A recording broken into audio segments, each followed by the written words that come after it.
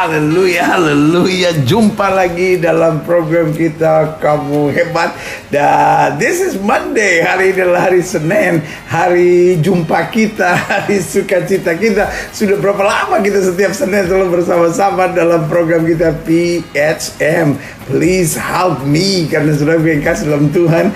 Kadangkala di ibadah gereja ya kan, kita kurang ada waktu untuk dapat berbincang-bincang, bertanya, sehingga ada banyak pertanyaan-pertanyaan saudara yang mungkin tidak terjawab. Saudara bisa ketik di kolom komen #PHM, lalu pertanyaan saudara dan pertanyaan-pertanyaan yang kita anggap baik oleh tim, maka kemudian akan dipilih untuk dijawab. Nah, hari ini adalah yang akan kita bahas pertanyaan tentang seputar antikris. Apa itu antikris? Siapa itu antikris? Apakah zaman antikris sudah ada? Nah, ini menarik. Mari kita lihat 1 Yohanes 4 ayatnya yang kedua.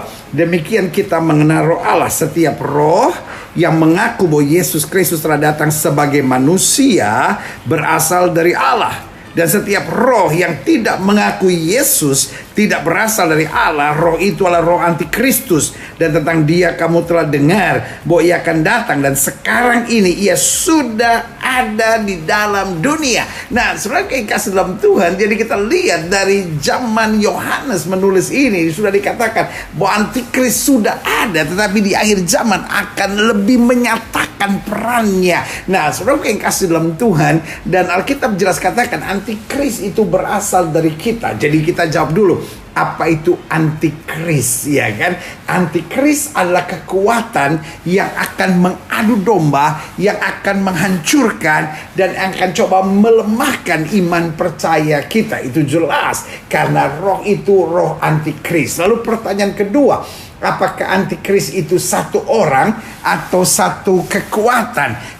Kalau dalam penafsiran saya, kalau dalam pemahaman saya, maka antikris bukan satu orang, tapi antikris adalah satu kekuatan yang akan bergerak untuk menghancurkan iman Kristen kita. Lalu yang ketiga, apakah antikris ada di sekitar kita? Yes, ada di sekitar kita. Karena dia mengaku Yesus tetapi bukan sebagai Tuhan, mengaku Yesus bukan sebagai anak Allah yang menjadi sama dengan manusia, atau Allah sendiri yang firman menjadi sama dengan manusia. Karena di sini dikatakan demikian kita mengenal Allah. Setiap roh yang mengaku bahwa Yesus Kristus telah datang sebagai manusia berasal dari Allah. Jadi saudara yang kasih dalam Tuhan, roh yang hanya berkata Yesus hanya manusia, Yesus hanya nabi, itu adalah antikris, saudara, iya kan, yang akan menggoyahkan iman percaya, sehingga tidak sedikit orang yang kemudian murtad dan mengikuti roh-roh antikris tersebut, karena mereka akan berpikir, oh Yesus kan hanya nabi, kenapa harus diangkat sebagai Tuhan? Saudara yang kasih dalam Tuhan, kita tidak pernah mengangkat Yesus sebagai Tuhan,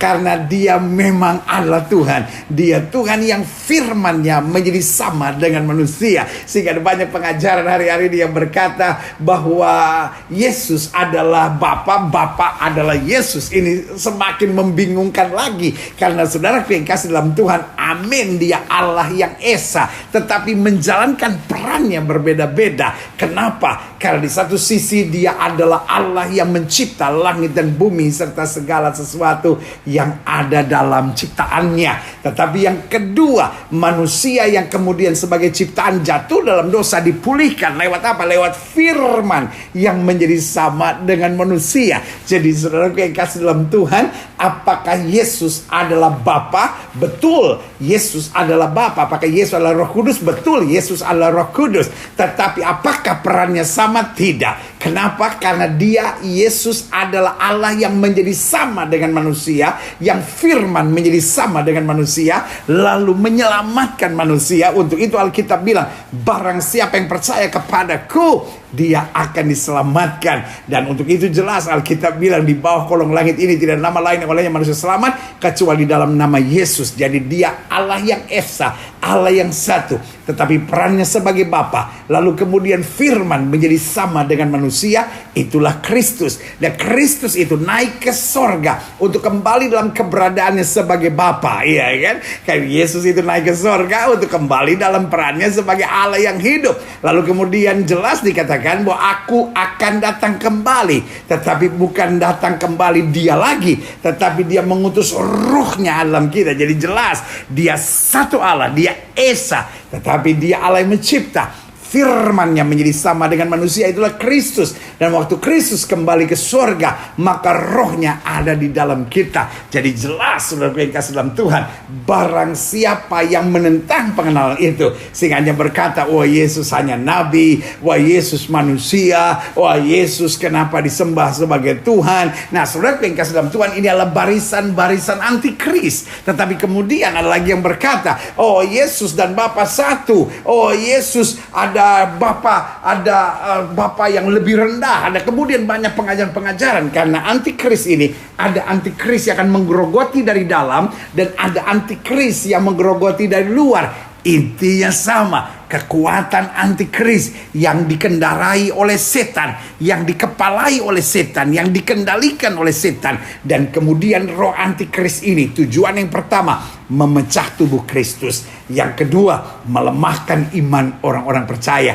Dan yang ketiga, menuntun orang-orang percaya pada murtad besar di akhir zaman. Tapi untuk itu Alkitab dengan tegas berkata, umat yang mengenal Allahnya akan tetap kuat dan bertindak. Karena itu jelas Alkitab bilang, kamu berasal dari Allah, anak-anakku, dan kamu telah mengalahkan nabi-nabi palsu itu. Sebab roh yang ada di dalam kamu lebih besar dari roh yang dalam dunia ini. Mereka berasal dari dunia, sebab itu mereka berbicara tentang hal-hal duniawi, dan dunia mendengarkan mereka. Kami berasal dari Allah. Barang siapa mengenal Allah, ia mendengarkan kami. Barang siapa tidak berasal dari Allah, ia tidak mendengarkan kami. Itulah tandanya roh kebenaran dan roh yang menyesatkan. Bagaimana kita bebas dari antikris? Yang pertama, hidup dalam Kristus. Yang kedua, jadikan Yesus sebagai Tuhan dan Juru Selamat. Yang ketiga, bergaul dengan firman Tuhan. Yang keempat, mari bersatu sesama tubuh Kristus. Dan yang kelima, mari hidup di dalam kegerakan roh yang sungguh-sungguh. Dan yang keenam, mari menginjil, mari bersaksi tentang Kristus. Dan mari dengan semangat membiarkan hidup kita dipimpin oleh Roh Kudus. Karena barang siapa yang dipimpin oleh Roh Kudus, ia menjadi anak-anak Allah. Waspada dengan antikris, waspada dengan roh murtad, waspada dengan roh adu domba sesama tubuh Kristus, dan waspada dengan kegerakan antikris bagi yang menggerogoti dari dalam dengan pengajaran-pengajaran palsu, maupun yang menggerogoti dari luar dengan menggerakkan banyak orang dalam kegoncangan untuk menuju pada murtad.